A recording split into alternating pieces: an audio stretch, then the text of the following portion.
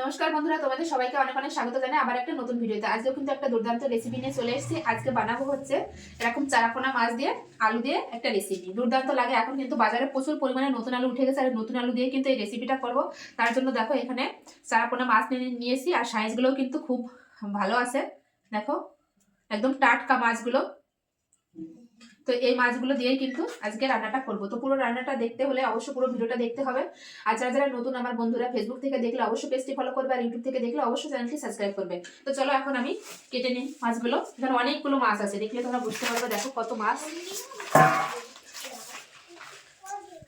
তো দেখো কত সুন্দর মাছগুলো, একদম চকচক করছে সোনালি কালারে। দেখো এই দেখো। তো এখন আমি মাছগুলো কেটে নেব। অনেকদিন পরে কিন্তু আজকে একটা মাছের ভিডিও বানাচ্ছি। তো মাছগুলো কেটে নেব। প্রথমে এই পাখনাগুলো কেটে নেব।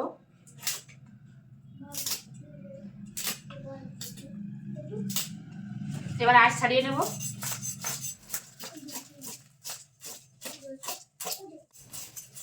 এক পিঠের আঁশ ছাড়ানো হয়ে গেছে, এবার অপর পিঠের আঁশটা ছাড়িয়ে নিচ্ছি।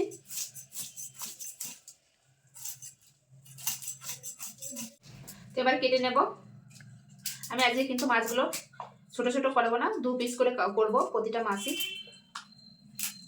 মাঝখান থেকে কেটে নেব, এরকম একটু বড় বড় করব। আর এই চারাপোনা একটু বড় বড় রাখলে কিন্তু খেতে ভালো লাগে।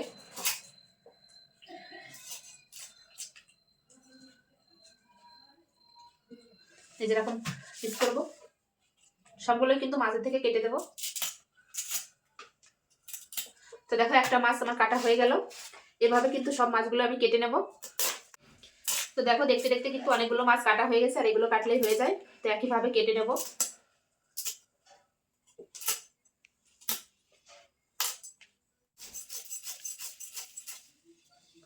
তো একইভাবেই কেটে নেব সব মাছ। দেখো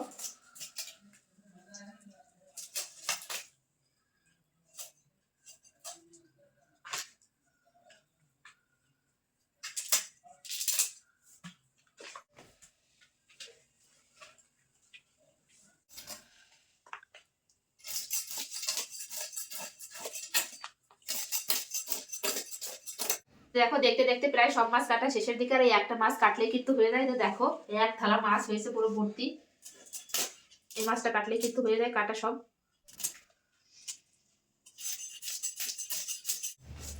তো দেখো দুই সাইডের আঁশ কিন্তু এই মাছটা ছাড়িয়ে নিয়েছি। এবার কেটে নেব। এই মাছটা কাটলেই কিন্তু একদম মাছ কাটা শেষ। আর আমার মাছ কাটার ভিডিও কেমন লাগে অবশ্যই কমেন্টে জানাবে বন্ধুরা। সব মাছগুলোই কিন্তু একদম টাটকা।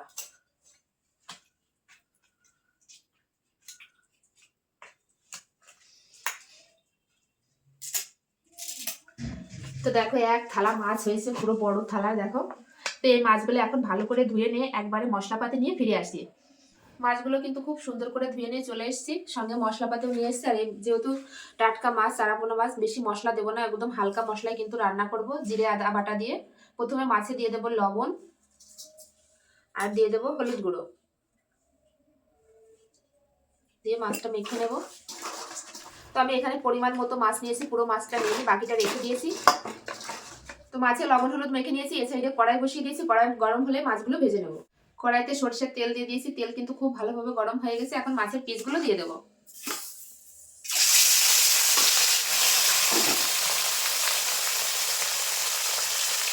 মাছগুলো এবার উল্টে দেবো। এক সাইড ভাজা হয়ে গেছে।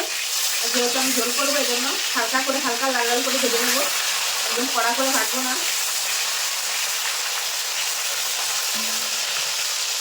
মাছগুলো ভাজা হয়ে গেছে, এবার তুলে নেব।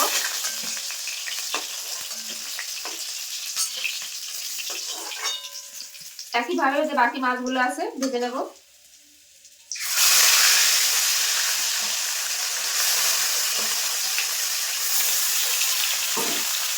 এই মাছগুলো ভাজা হয়ে গেছে, তুলে নেব। সব মাছ ভাজা কমপ্লিট। এখন যে আলু কেটে রেখেছিলাম লম্বা লম্বা করে, আলুগুলো ভেজে নেবো। এগুলো হচ্ছে নতুন আলু, আলুগুলো কিন্তু ভেজে নেব।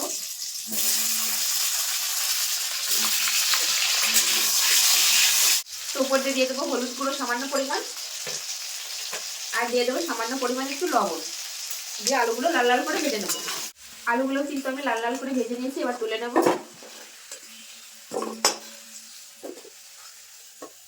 ওই তেলের ভিতর আমি ফোড়ন করে নেবো। ফোড়নে দিয়ে দেবো হচ্ছে কালো জিরে আর তেজপাতা। এবার দিয়ে দেবো টমেটো কুচি। টমেটোটা গলে গেছে, এবার দিয়ে দেবো এখানে আদা বাটা আর দিয়ে দেবো জিরে বাটা। দিয়ে সুন্দর করে আমি একটু কষিয়ে নেবো। জিরে আদার কাঁচা গন্ধটা একটু চলে গেছে, এবার দিয়ে দেবো এখানে রয়েছে চেরা কাঁচা লঙ্কা, দিয়ে দেবো হলুদ গুঁড়ো আর দিয়ে দেবো 7 চামচ লঙ্কা গুঁড়ো আর স্বাদ অনুযায়ী লবণ।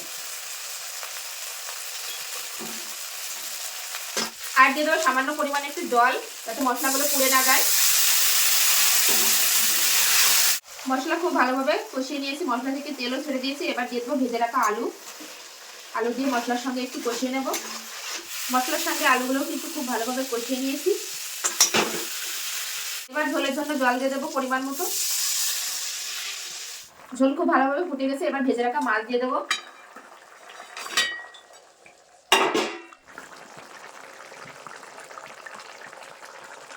আলু দিয়ে চারাপোনা মাছের ঝোল কিন্তু একদম রেডি। তো এখন গ্যাস বন্ধ করে দেবো, দিয়ে ঢেলে নেব। কত সুন্দর হয়েছে। তো এখন আমি ঢেলে নেবো। এই যে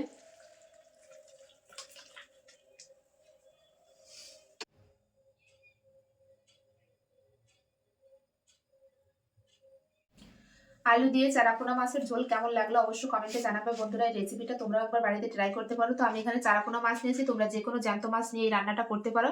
খেতে কিন্তু দুর্দান্ত টেস্ট হয় বন্ধুরা। তো ভালো লাগলে অবশ্যই লাইক কমেন্ট শেয়ার করবে আর চ্যানেলটি সাবস্ক্রাইব করবে। এরকম নিত্য নতুন ভিডিও দেখার জন্য অবশ্যই বন্যা রান্নাঘর চ্যানেলটি সাবস্ক্রাইব করতে হবে। সবাই ভালো থেকো, সুস্থ থেকো। আবার দেখা হচ্ছে নতুন কোনো রেসিপির সঙ্গে। ততক্ষণের জন্য বাই।